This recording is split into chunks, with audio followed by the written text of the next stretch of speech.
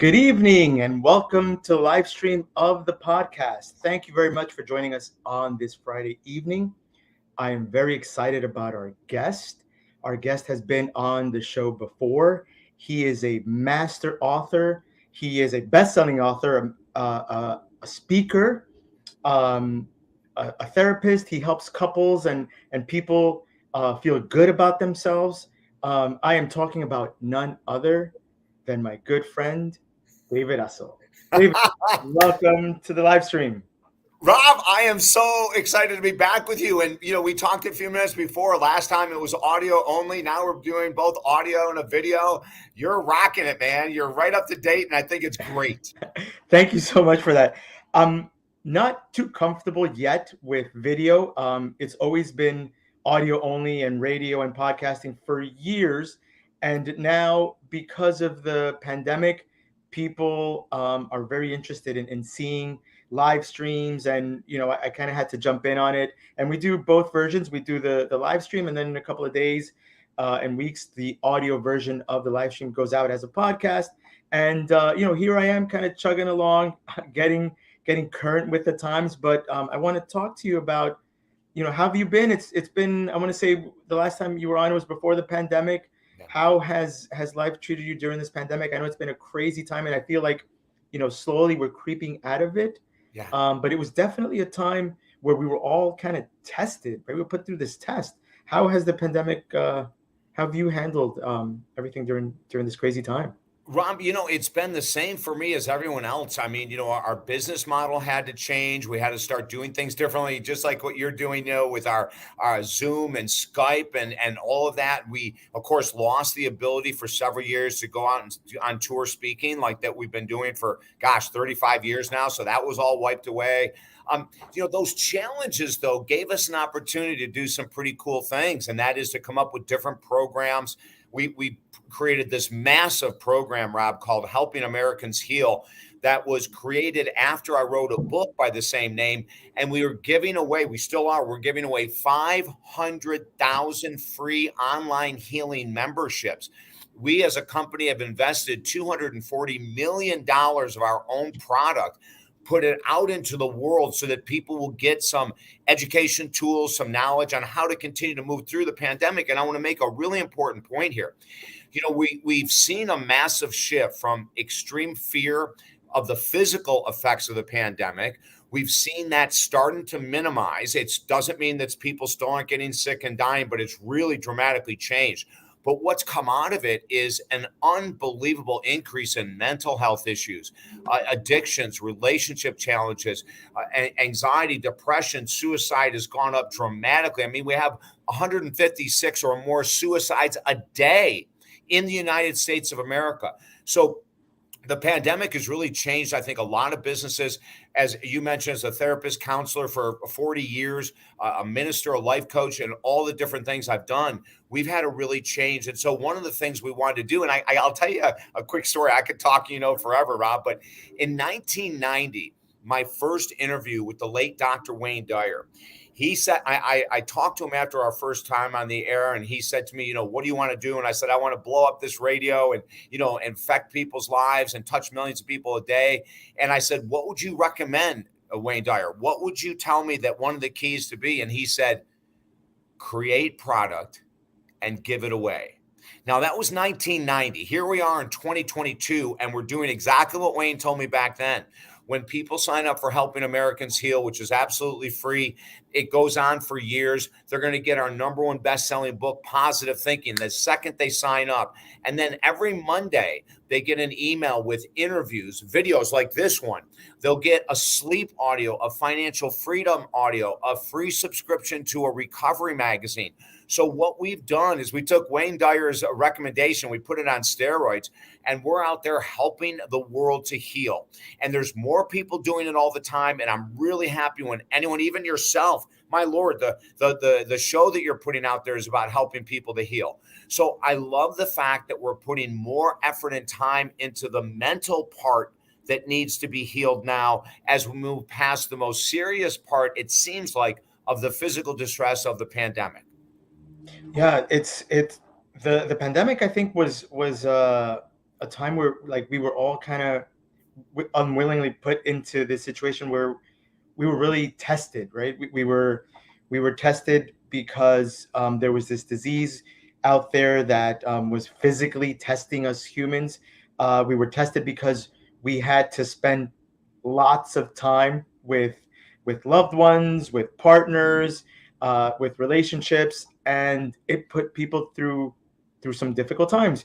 Now, some people came out stronger, and it kind of varies, I guess, how you look at it. But some relationships got closer. Other relationships kind of uh, came to a realization, like, you know what, maybe I don't belong here. And there was a lot of people who separated because of that. And then people who decided to tough it through, and we're going to tough it through and see how things work out in the end. And that is was a really interesting time. Did you notice anything about that, about people in relationships during the pandemic, either finding themselves or realizing that they needed to make a change? Yeah, and we're still seeing it now, Rob. One of the problems that's going on, as a matter of fact, I'll give you some statistics. The American Psychological Association did a survey just a couple months ago, and the statistics that came out are really sad, but they're very real. 80% of couples responded to the survey said they've never had the difficulty in their marriage that they're experiencing right now. 79% of Americans said that they do not have the emotional coping skills necessary to deal with everything that's gone through with the pandemic. Addictions are out of control, over 40%. And I think this is way underreported, Rob, even though this is a great survey study they did. They came up and said that 40% of Americans are struggling with anxiety or depression. We see it totally differently. We see about 75 to 80% of Americans struggling with either anxiety or depression. And how we know that is the amount of addictions: food addictions, sex addictions, alcohol, pot, social media addiction, media addictions. I mean, it's crazy.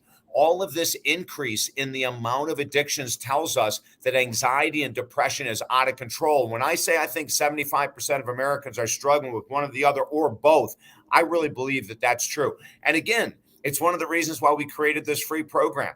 Not everyone after the pandemic can hire a counselor or a therapist. Not everyone has the money to do that. Those people who do have it, I highly recommend that you invest in your own self-care. Oh my gosh, yes. But if you can't, that's one of the reasons we created the program. So, and I want to make another statement here, Rob. I think it's really important. When we talk about grief and PTSD and anxiety and stress and depression, I think of all the veterans of war that I've worked with over the years, and they'll come home and on average, they'll wait 4 to 5 years with the demons inside growing bigger and bigger before they reach out for help. Then when they reach out for help, can we help them? Absolutely. But it takes a lot more time because of all those years that has grown, those demons, that stress, the depression. And it's the same thing with the pandemic. People are waiting for the pandemic to end, and then they're going to lose weight, and then they're going to get rid of the addiction, and then they're going to work on their relationships. It's going to be too late. Right now is the time you've got to put your effort, money, and time into your own self-care. Because if you don't, and you try to approach an addiction 2 or 3 or 4 years from now, even social media addiction, which is completely out of control, food addiction, we've seen something like 85% of Americans going up in weight, 75 to 80%. We're looking at a massive increase of potential problems down the road. So I'm so glad to be on your show right now, because one of the things I believe we all need to do is to become more proactive with taking care of ourselves. I just did an article that's in a brand new magazine called Recovery Today magazine. My article comes out this month in March, and this is the title: Procrastination, the hidden largest addiction we're facing right now. I believe it's true, Rob. Now, you mentioned social media, and social media has been around for quite some time now. It's evolving, it's changed. There's so many new platforms that have come out. And what is this like? What is the foundation of this addiction that people have to social media? Like, where does it come from? What's the psyche behind it? What is missing generally in someone's life? Maybe that this they're drawn to this, and how can people crawl out of that? Yeah, Rob, the social media addiction has been around for a while, but it exploded during the pandemic because people had so much extra time on their hands, boredom. And then once again, anxiety, depression. But the social media addiction, why it's so damaging is because of the amount of arguing that continues on a daily basis. People feeling very righteous, whether we're talking about if they're pro vaccine, anti vaccine, pro Democrat, pro Republican. It really doesn't matter. We're talking about some serious stuff here. Now, it's interesting. I have, in the last couple of years, I have not commented hardly at all on the pandemic, the vaccines, or anything like that. I've kept my feed very, very clean. And just before the show, every once in a while, I'll have a free extra few minutes, and so I'll go down my feed. And when I go down my feed, all I see is good stuff, Rob. That's all I see, because I've never liked anything or commented on anything that, where people are getting so angry. As a matter of fact, there was another counselor I was talking to the other day who I've known for years. And he said to me, I got to talk to you about my addiction on Twitter. I said, what are you talking about? He goes, I just got blasted. He said, I went and started arguing with this woman on Twitter. And before you knew it, she had all of her friends blasting me. And I asked him, I said, God, you're a therapist, like what got into your head? And he started laughing. He said, David, he goes, I'm a human being first. I'm a therapist second. I make mistakes too. And in the boredom of the pandemic, I started really voicing my strong opinions. That's not necessary. And Rob, here's the bottom line. My opinion and your opinion, I don't care if we're talking about the pandemic, the vaccines, politics, doesn't mean squat. It doesn't mean a damn thing. And if you want to have an opinion about politics, I say, don't have an opinion on social media until you're in the political nature. I don't care if it's a neighborhood watch association that you're the president of, or, you're involved with some kind of local politics. Then you can have a reason to have a voice because you're actively engaged. But if you're just a talking head, come on, get off of social media, quit irritating yourself and everyone else, because anxiety and depression is through the roof. And for social media, unfortunately, as well as media, have become a huge foundation for that stress that people are feeling.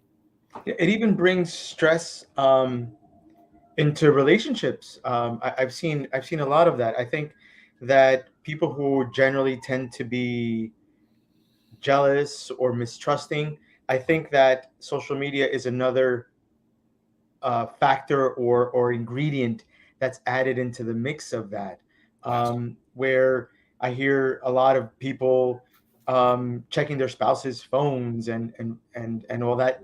Is that a healthy practice to look at a partner's social media feed, or go inside their account or look at their phones? Like that's something that kind of came up often in different discussions during the pandemic.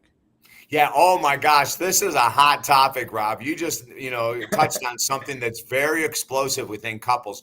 The couples that are most secure within themselves individually. Now, I'm going to repeat this. I'm not talking about couples that feel most secure in the relationship.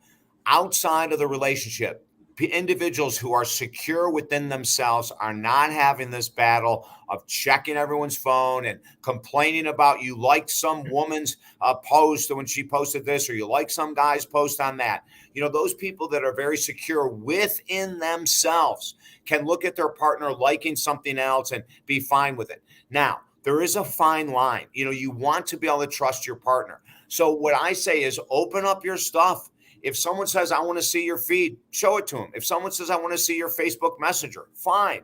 If you have something to hide, well, those are the people that are going to get in trouble, right? So if you have nothing to hide, if you're upfront and honest, oh my God, hand them the phone, tell them the password, let them go crazy. There's no reason to hide from your partner if you're not doing something inappropriate. On the other hand, if you are starting to all of a sudden, let's say you're a guy, and all of a sudden now all you're doing is liking women's bikini photos. Well, that's probably going to be a problem for a lot of people, right? But if you have security within yourself and you're trustworthy, then these kind of issues don't normally come up within couples. But the problem is when people get together and then something like the pandemic hits, if you have insecurity issues from past relationships that you've never taken care of, look out. A firebomb is about to blow up. Firebomb. That's definitely a great way to put it. Yeah. So it always comes down to the individual, right? And Yeah. that's very very interesting. And I like how you explain that. If an individual is secure, confident in themselves, then this isn't an issue. That is like eye-opening information. Yeah. So, I think it's also very important that you should have that trust to be like, yeah, my passwords are there. It's open. There's absolutely nothing to hide.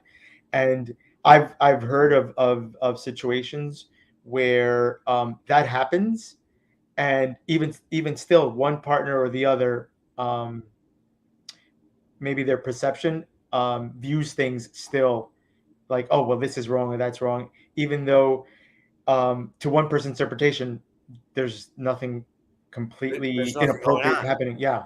Yeah. And Rob, the other thing is this too, is that, if your partner is liking photos and you can see what they're doing, they're not being dishonest. I mean, they're upfront and being open. If you don't like the fact that they're commenting on a political post or a vaccine post or a woman in bikinis post or whatever, if you don't like it, you can say, "Hey, honey, can we talk about this? I'm not really into politics, and I see on your feed that you're arguing a lot. Can we discuss that?" Or I see on your feed that you've commented 100 times on Amanda Jones' bikini. Yeah, I think commenting once or twice is fine, honey, but doing it 100 times just makes me feel a little uncomfortable. Those are fine things to talk about because, especially if it's out in the open. But one of the problems we see in our practice, Rob, is the messengers and the messages that people may be going behind their partner's back and even having emotional affairs. I'm not saying that everyone who interacts on Messenger with people of the opposite sex are having physical affairs, but in our practice, we tell everyone an emotional affair is just as damaging to a relationship as a physical one. And that is the damn truth. So let's say that you're a guy and you're doing something behind your partner's back and you're on Messenger and you're connecting and you're sending messages back and forth with another woman. Well, if she finds out and she's really irritated, she should be, because that's called an emotional affair. You were doing something behind her back. So let's clean up our acts. Let's get secure within ourselves. And you know what pushes your partner's button. Don't do things that you know that they're going to get very irritated with, right? And that's someone, and I'll go back to security, Rob. When we're secure within ourselves, when we have high levels of confidence, self-respect, we aren't going to do things on purpose to irritate our partner. Even if we're upset with them, we're not going to go and start liking 1,000 different photos because we know it'll piss them off. Let's use common sense, which has been totally thrown out the window with the pandemic. Now, how does one achieve a healthy level of confidence if, let's say, maybe during our upbringing, we weren't raised? Because I think that is something also that's extremely important. How we were raised and how we're going to raise future generations is important and vital, so that adults when they grow up aren't going through these things. Like one of the biggest jokes that I have with my friends is, I do not, as a dad, I do not want to, and I have two small children. I have an 8-year-old and a 5-year-old. But as a dad, I do not want to be the reason if one day my kids have to go to therapy, that I'm the reason why they're in therapy. So what do we do if we because of our life before or how we were brought up do not have that confidence that makes us insecure? Like what can we do, or how do we change that? I know definitely speaking to a therapist is vital to that, but what are some of the exercises or some of the things that you would do to help someone who doesn't have that confidence because it wasn't instilled in them while Yeah. they were growing up during that critical period? Well, I think there's two. You brought up one really important part, Robin, and that is, the family environment in regards to confidence and self-esteem and all that is huge. We call it the core family training. In core family training, if your mom and dad really understood psychology and they understood how important it was to boost their child's self-confidence and self-esteem, you're a very lucky child. Very few people are raised in that environment, and it's not the fault of the parents necessarily. It's no parent has ever been trained how to be a parent. Okay. So, everyone always says that there's no manual. I wasn't given a manual when my baby was born. What the heck? I'm just following what my parents did. And then their parents were following what their parents did, and so on. Right. So when it comes to core family issues with security, that's a therapy thing. That's a counselor thing. That's a life coach thing. That's a psychologist thing. It really is. We go back in time when we work with people with low self-confidence and low self-esteem. We go back 0 to 18. That's usually where a lack of confidence and a lack of self-esteem begins. But there's a secondary place, and that is past relationships. This is crucial. If you were cheated on, if you were lied to, or if you cheated on other people or you were lied to, either direction is low confidence. If you were the cheater, you don't have very much confidence because it's incorrect and you should have been talking to your partner or getting help before you cheated. If you were cheated upon multiple times, that's another issue that you've got to look in the mirror with. So when I'm working with couples, now we're almost, I want to say, mid-post pandemic, there's so much insecurity out there. There's so much jealousy. I've been working with a couple now for about 9 months. And unfortunately, the wife has had many, many problems in the past with men. No security at all. She does not trust men at all. As a matter of fact, she told her husband, and I'm not sure why he married her when he heard this, but she said, I don't trust men. Most men are dogs. And they went ahead and dated. He's been in hell ever since they got married. She will not trust him no matter what. She questions him on everything. The relationship has turned into just a battleground. Now, if she were to go get help now, today, to clear up her lack of trust of men, they may be able to save the marriage and have a healthy marriage moving forward. And he would have to do some work as well. It's never too late. But if you're coming from a place that you think men are all dogs or women only want your money, those kind of belief systems are going to completely destroy the chance of any healthy relationship or marriage. And that's where we go back, Rob, to what I said a couple minutes ago. It's here.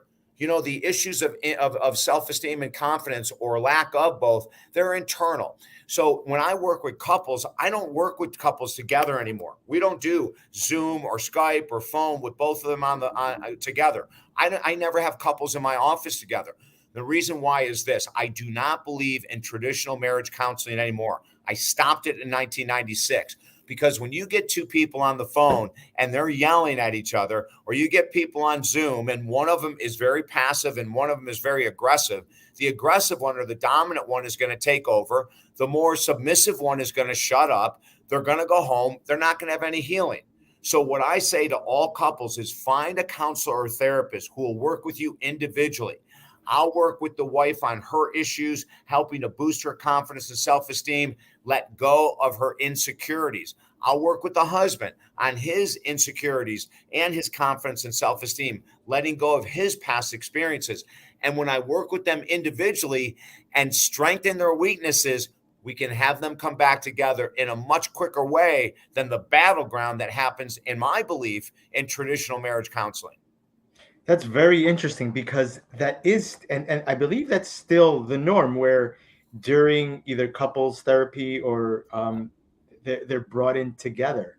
And that sounds like a very difficult situation to be in, especially if what's brought them there is conflict. Yeah. Like, it's got to be really tough. Also, I'm thinking as a therapist to kind of be the peacemaker in a situation that's been hostile or difficult to begin with. And that is a very, very unique and very progressive approach. And you've been doing that since 96. Wow. Yeah. And I'll tell you, Rob, the last time I did a couples together in 1996, they had been coming in for about 4 or 5 weeks, and they came in one day and I do hour sessions. And I asked them a question, and for 45 minutes, they were just going off on each other. And I'm sitting there watching it. And I about a half an hour into it, I said, I'm not going to stop this, And so then with 10 minutes left in the session, I said, hey guys, time out. I got to tell you something really important. You can do this at home for free. You don't have to pay me to do this. So why don't you go home and argue for free? And then I'm going to start working with you one-on-one. And that's how it started. I go, I don't want to waste your time, my time, your money, and have you come in. And here's the cool thing, Rob.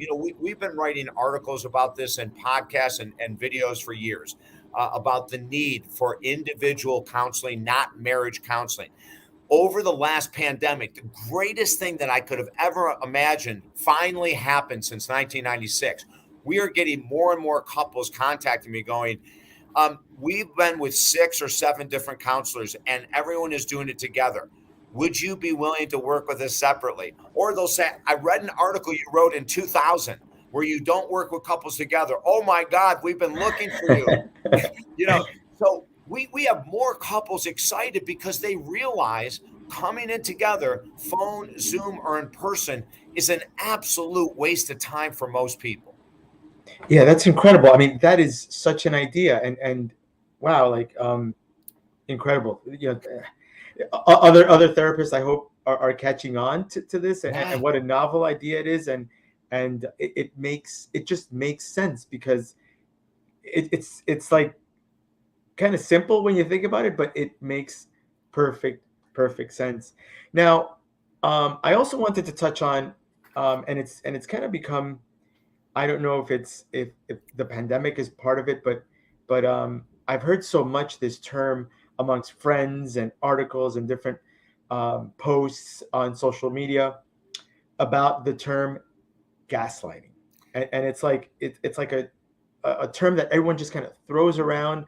I've heard it in work settings where people are like, our boss is a gaslighter, and he makes us feel guilty for not working extra hours. And so this gaslighting term, like, where does it come from?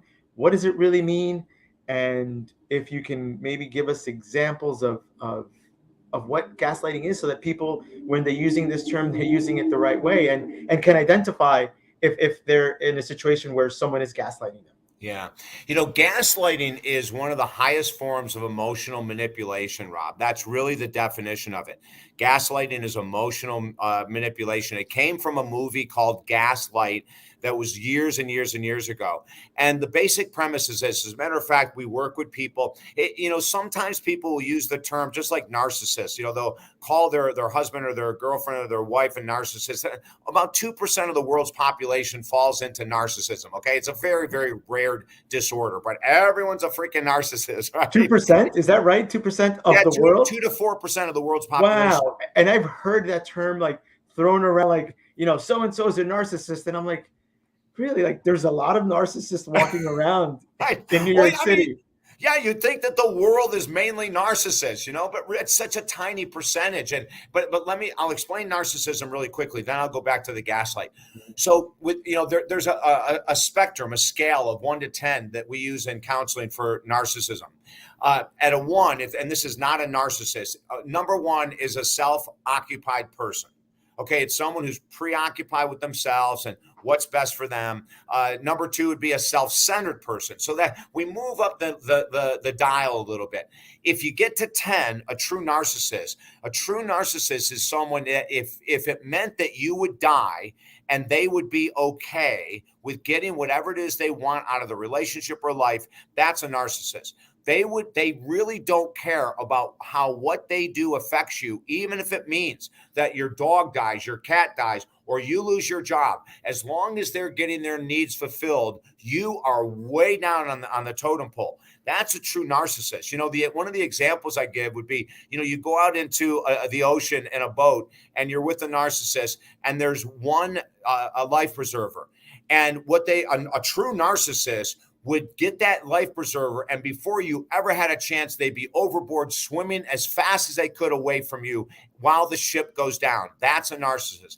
I mean, there's very few people that are like that. There's a lot of people in prison for life like that, but still, it's a tiny percentage. Then we go back to gaslighting. I work with a guy. I've been working with him now for a while, and it's a tough situation. In the world of gaslighting, the gaslighter will build someone up. Their first move is to suck you in. Like, you're the most amazing woman I've ever met. Oh my God, everything you do is fantastic. You're the most amazing guy. I've never met a guy who's as strong as you, as smart as you, as agile as you, kind, caring, blah, blah, blah. They suck you in. Have you ever heard of the term love bombing? Yes. Okay. So gaslighting is a form of love bombing. Love bombing is when someone comes and just throws hundreds of roses on your bed and, takes you on the first date. They'll take you to Acapulco or, something like that. They're love bombing, right? So that's what gaslighting is. Gaslighting is, I'm going to do everything to make you feel so secure with me. You can tell me your secrets and I'll hold them. Share everything that no one else that you've never told anyone else because I think you're amazing. And then after a period of time, everything you've shared is now thrown back at you. So the gentleman that I'm working with, his wife had asked him for a while now, like, how are things at work? So he started sharing, oh my gosh, it's going great. And there's this woman down the hall who's really helped me with this program. And then there's this guy that's done this. And then there's a woman who works with a company out of San Francisco. And she really helped me with this project, right? And so he's going on and sharing all these things that are going on for work. And she's eating it up, supposedly. Then all of a sudden, a week or 2 weeks later, she'll say, why are you flirting so much with Sandra at work? And he'll say, what are you talking about? I know you're having sex with her. He'll go, I don't even know what you're talking about. She hasn't been in the office in 2 weeks. I know, but I can tell.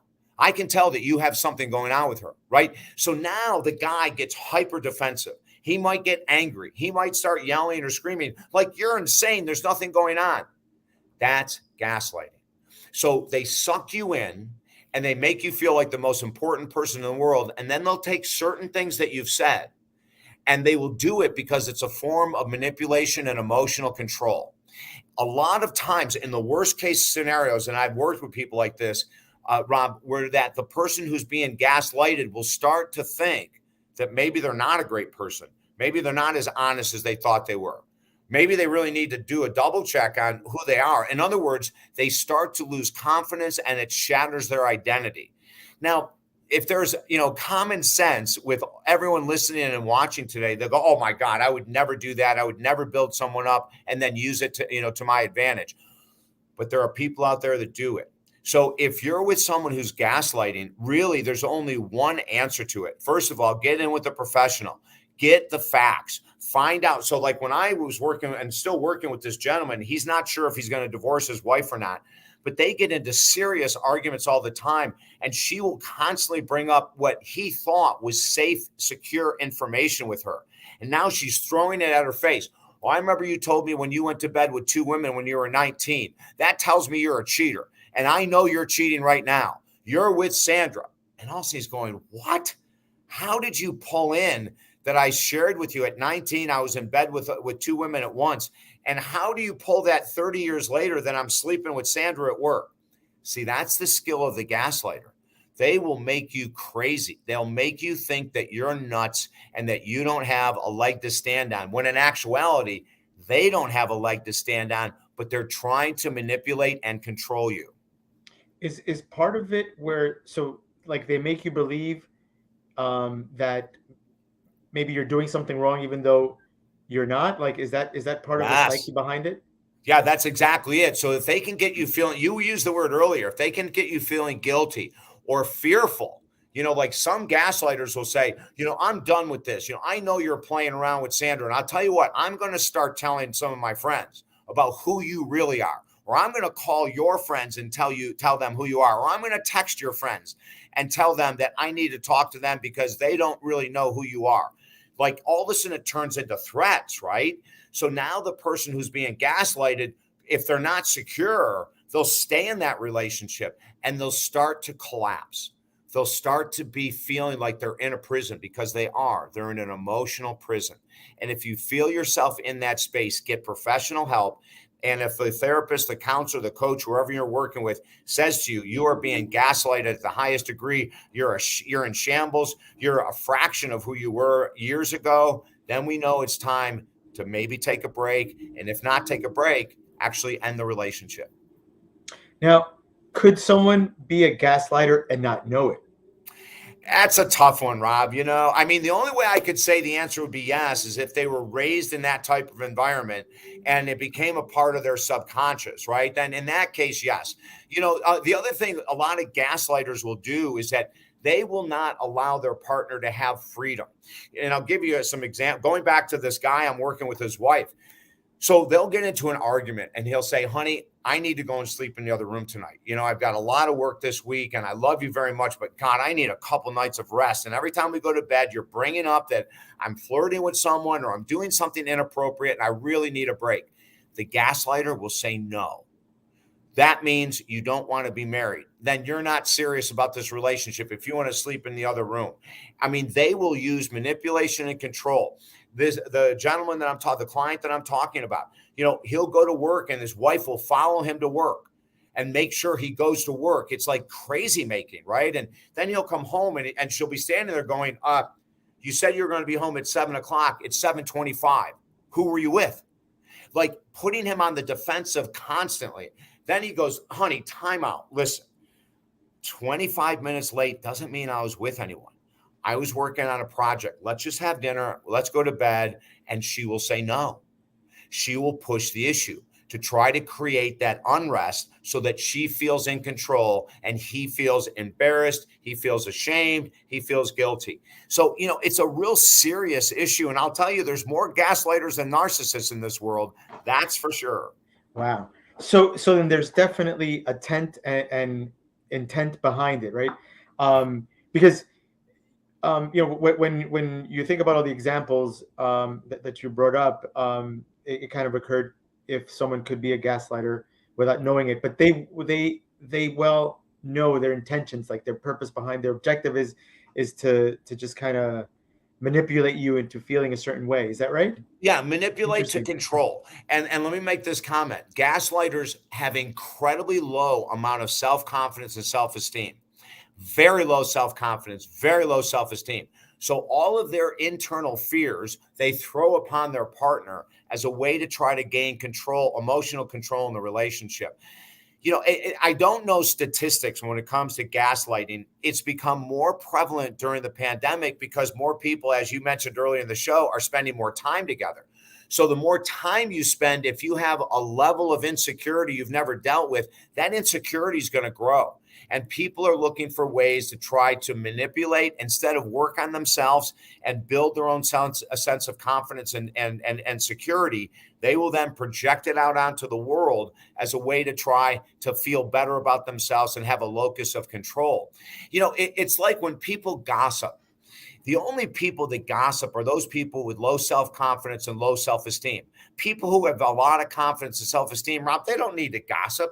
They don't need to say, oh, did you hear that Mary, blah, blah, blah, blah, blah. There's no need for it, right? So individuals who are gaslighters or individuals who are manipulators, they're doing it because they don't feel good about themselves. And the only way they feel good about themselves is by trying to have power over other people. Mm. Now, what do you do if you're being gaslighted? Like, how do you get yourself out of that? How do you respond to those type of accusations or that a gaslighter is making? Great question, Rob. Okay, the number one tool is to disengage. When you know that you're being blamed for something that isn't true, do not get into an argument. Don't justify, don't defend, don't explain. And that's the normal reaction, right? You're being told that you're a liar. I know you're seeing this person. What are you talking about? I've never seen anyone. I've been with you for 3 years. This couple's been together 3 years. This guy's been going through it for 3 years, for God's sake. And so very first thing is he used to argue, he used to defend and everything. Now we've got him doing something called the art of disengagement. And so when his wife, he comes home and she says, what about this? And what about this? What about this? He goes, hi, honey, great to see you. I'm going to go take a shower. I'll be ready for dinner. I'm going to make dinner tonight. Whatever you'd like, it's on me. In other words, he disengages. He doesn't go down the rabbit hole. He doesn't argue. He doesn't defend. He disengages. Now, over a period of time, that's going to really piss off the gaslighter, right? Because they're not getting that emotional energy that they want. They're not getting the control. Once you disengage, you've got to stay on that pathway. If you start to engage again and defend and justify and argue, the gaslighter's winning. So the best thing to do, number one, is disengage. The second best thing to do, we've already said it, get in and get help. Because if you're with someone that is that serious of a manipulator, that's a mental illness. And there's no way that you can heal someone with a mental illness that you're with. They have to be willing to do the work on their own. So the third step would be to ask them to go into work with a counselor. Now, most gaslighters, because they don't have great confidence and self-esteem, will freak out. I'm not the one with the problem. You're the one with the problem. I don't need to see anyone. Now we're in a pickle. I would not stay with someone who put myself in that situation for many months at all. The gentleman that I'm working with right now, I told you it's been 3 years, and he's on the edge. He's on the fence right now, and he's trying to decide if he's going to pull the trigger and divorce. The other option we have is something that we created years ago, and many other people have taken it on as well now. It's called living apart while staying together. I have multiple couples in this program right now where the relationship gets into such dysfunction that we recommend one person move out into an apartment, a condo, someplace separate for 90 days. Give themselves space. And then during that time, I give them exercises to work on to up their honesty, increase their confidence, increase their security levels while they try to save the marriage. Now, here's something else. An individual, if you have a partner that and you guys are battling, you're arguing, it may be starting to turn physical, it's driving you crazy, you're not sleeping.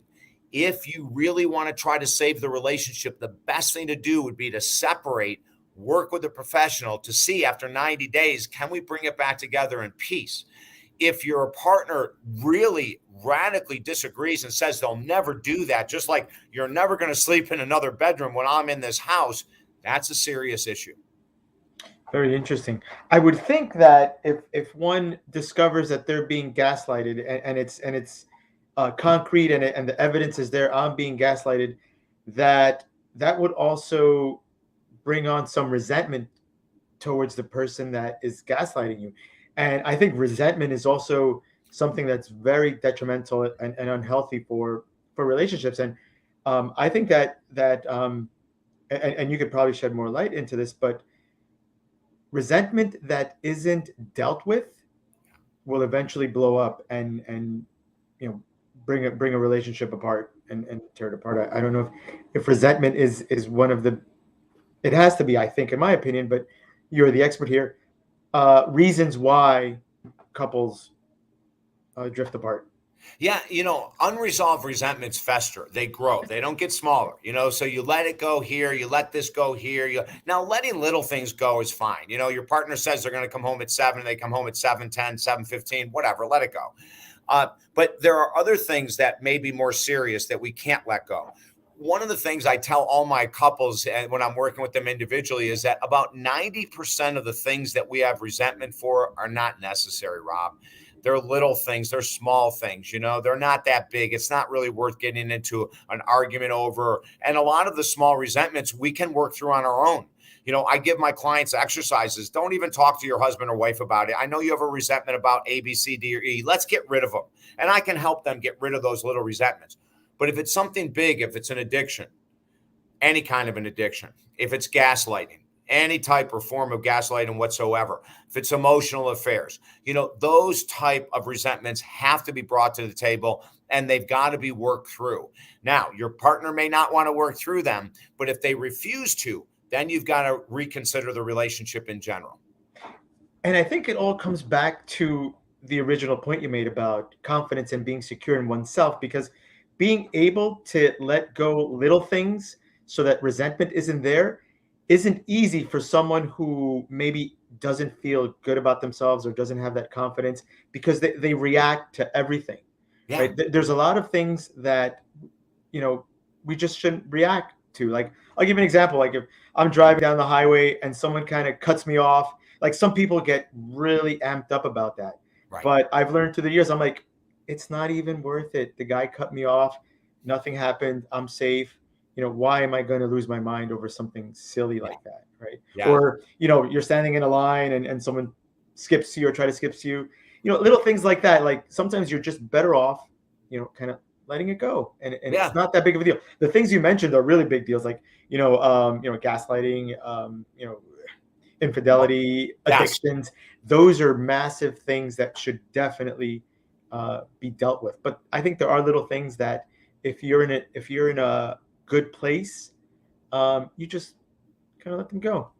Well, and another couple that I'm working with, when you talk about resentments, the guy, the husband is so frustrated because when the wife comes home for work, they have a cat and she goes right to the cat first. She loves her cat and the cat jumps in her lap and everything. And the husband goes bananas. He works out of home. She works at an office. She comes home and she go, here, kitty, kitty. You go, hi, honey. Here, kitty, kitty. And he flips out. And so as I'm working with her, she says, David, I just don't know what to do with this. This guy, my husband is just going nuts because I'm spending 10 minutes, 5 minutes with a cat when I come home. And then I go and hug him and everything. So when I worked with the husband, I asked him, I said, is this a real deal killer? Because your marriage is about to implode. Is it so? Can you allow your wife to have 5 minutes with her cat? Is that something that you really want to blow up over? And that's one of the 90% of things, Rob, I think we need to learn to let go of. And I remember I worked with a couple once where when the wife would pick up the phone and, she obviously with cell phone saw it was her husband calling, she'd go, hello? Like she didn't know who it was, right? Well, that's a form of manipulation. So I talked to the wife and I said, well, when you open the phone, do you see it says your husband's name? And she goes, oh, yeah. And I said, well, why don't you say, hi, honey, how are you? And she goes, it's not necessary. So she's playing a game. That's a manipulation. There's no need for that. I mean, when your partner calls you, even if you're not getting along, you should say, hey, honey, I've got 15 minutes. What can I do? What can I help you with? Instead of hello, like it's a stranger. That's another form of resentment that will build on the partner. And it's not necessary. Again, Rob, we're talking about a lot of emotional manipulation here. Incredible. And I mean, humans are so fascinating, and I think sometimes we overcomplicate our lives when things should be a lot more simpler, like these examples about being able to let go things. And this is such amazing eye-opening information that you're sharing with us now. I wanted to see if you can show us the cover of this great book that you have Oh, out there, and where can we find this book? Where can we buy it? Where is it available? yeah, Amazon.com, Rob, helping Americans heal, the ultimate guide to healing during these challenging times. Amazon.com. In the book, it's over 100 writings on everything we're going through right now, how to deal with stress, how to deal with anxiety, how to deal with PTSD. I talk about suicidal ideation. In 1990, I had a failed suicide attempt, and I write about it in the book and what I learned from it. So relationship struggles we talk about in the book. We talk about leaving a legacy during the pandemic. I'll share with my dad. He when he died 8 weeks ago, I wasn't there for him when he died. We had to drive from Florida to New York for a variety of reasons. I got there a few hours after he had passed. I felt horrendous. The only thing my father had requested was that his 3 children be by the bedside when he passed, and I got there a couple hours late because we had to drive. Thank God I was able to hold him even after he passed, and I was just crying and screaming and telling him how much I loved him and how sorry I was I missed him. And then at the end of releasing all of this emotion of sadness and regret and guilt and everything that I had, something clicked in my brain. And I was holding him and he had passed, and I started telling him that I'm going to carry on Ed Essel's legacy. My dad was a very powerful man, but he was a very quiet man, very opposite than me, Rob. I talk all the time. My dad was an accountant, but he brought into this world amazing things, incredible kindness, outrageous logic, deep faith that he never talked about. He lived it. He showed his faith. He never tried to tell anyone that their faith was wrong. He lived it. Understanding. He had immense understanding. He had incredible emotional control. I'm outrageously sensitive and very emotional. So what I was screaming and holding him, I said, Dad, I'm going to carry on your legacy. I'm going to change for you. I am going to make some of these things that I know I can be better at, and I'm going to try to be just like you, Dad. And, I'm wearing this watch. I don't know if you can see it, Rob. It's a Timex watch, and it's probably 40 years old. It might have cost my dad $20. He couldn't have cared less about anything material. So I'm wearing this. And every time I look at the watch, I think of my dad as part of reminding me to be the legacy that my dad left. Um, I can't see in the back, but my dad lost all of his hair at 30. So I decided 8 weeks ago, I'm never cutting my hair again. So every time I put it in a ponytail, I think of the legacy of my dad: kindness, love, faith, compassion, understanding. And I remind myself that I want to be more like him. So, during these challenging times, I think we can also look at what can we bring out of this from a positive perspective. What has the pandemic showed us that we need to work on? Are we more irritable? Are we angry? Are we arguing more? These are all signs that we're losing emotional control.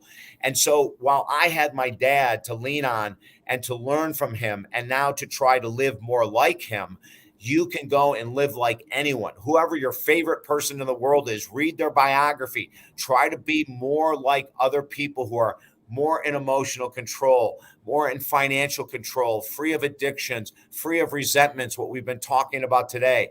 This is the perfect time to start thinking about, how can I change to help this world through my own example? Now, thank you so much for sharing such a personal story. And I think that going forward with your and living through your dad's legacy is one way that he will live on forever. Yeah. And that is such a core human value, right? Like, life is so short. We could live 80 years, 70 years, we could live 90 years, and it's still short. And to be able to live forever through how you're going to live your life, because you're holding on and you're living these amazing values that your dad left for you. Yeah. It's a way that your dad is going to live on forever. And Absolutely. that's one way that, like, I've always kind of thought about, like, how can I live forever? And one thing that kind of came into my mind was, well, if when people remember me when I'm long gone, and they remember me with endearment, they remember me with a smile, like, what the thought of me brings a smile to them, I'm no longer here. That's one way to live on forever. And I try to be that way with my friends, with my wife, with my kids, that when I'm not here and they remember me, my memory brings a smile to their face. And that's one way of being able to live forever. And this is what your dad is. Your dad is living forever through Yeah. his legacy, through these core values that he left for you, that you're going to live your life with everything that all these values that he left for you. Yeah. And that is amazing. Thank you so much for sharing such a personal story. And if people want to follow you, if they want to know more about your work, where is the best place for people to know Yeah. everything about your work? Rob, I invite your whole audience to join our program, Helping Americans Heal for Free. It's an online healing program at talkdavid.com. So just go to talkdavid.com. We're giving away 500,000 of these memberships. We've given over 10,000 away already. We have 480,000 or 490,000 more to give away. So go there and you'll get our books, you'll get interviews, you'll get articles. I mean, it's all free. So go to talkdavid.com to get the online program, Helping Americans Heal. You can get the book that I showed you, Helping Americans Heal, at Amazon. And then, Rob, we just created a brand new certification program for these times. It's called the Mental Health and Master Life Coach Certification. It's a 30-hour certification, and I'm the only instructor. I'll be teaching people this course. We're going to give people the information so they can go out. We're going to create an army of coaches trained in the world of mental health, Rob, where they're going to go out in our country and the world and start to help people understand the origin of depression, anxiety, PTSD, insomnia, financial challenges, relationship challenges. We're going to teach them the origin of all these, just like you and I have talked tonight, and the solutions for these. So the people that are going to be going through the certification, first of all, they're going to go through it for themselves. They're going to learn about everything that might be a little bit amiss in their life. and how to redirect it. And then they're going to have the skills to go out and help other people. So the mental health and master life coach certification, we just opened it up a couple months ago. We did it because of the pandemic. We did it because of the American Psychological Association survey that I shared earlier. 80% of couples are in terrible shape. 79% of people say they don't have emotional coping skills to deal with everything we've been through. Addictions are through the roof. So we created this certification. And if you're interested in being part of the solution and you love working with people and helping people, go to talkdavid.com. Join the program, join the certification. I love teaching it, and you will pick up so much information to help this world heal. David, thank you so much for this. And it's on the screen, talkdavid.com. Please make sure you check it out, give it a look. And David, I just love your energy. I love your enthusiasm. And I invite everyone listening to the audio version of this and watching on video to go to talkdavid.com. It's always a pleasure, David. Thank you so much for sharing your Friday evening with us. And I'd love to do it again sometime. Oh, Rob, we'll do it whenever you like. I really enjoy being with you. And, you're part of the solution. And that's what I love. Your show is part of the solution. This is what our country needs. More positive information and solutions to the issues, not arguing and I'm right and you're wrong and all that nonsense. Brother, you're dead on. And I'm glad you're doing this. And whenever you want me, I'm with you. Thank you so much, David. It was a pleasure. Again, the website is talkdavid.com. Make sure you check it out. I want to thank you for spending your Friday evening with us. We will be back next Friday at the same time with another guest. Thank you very much. Have a great evening. I'll see you all in the promised land.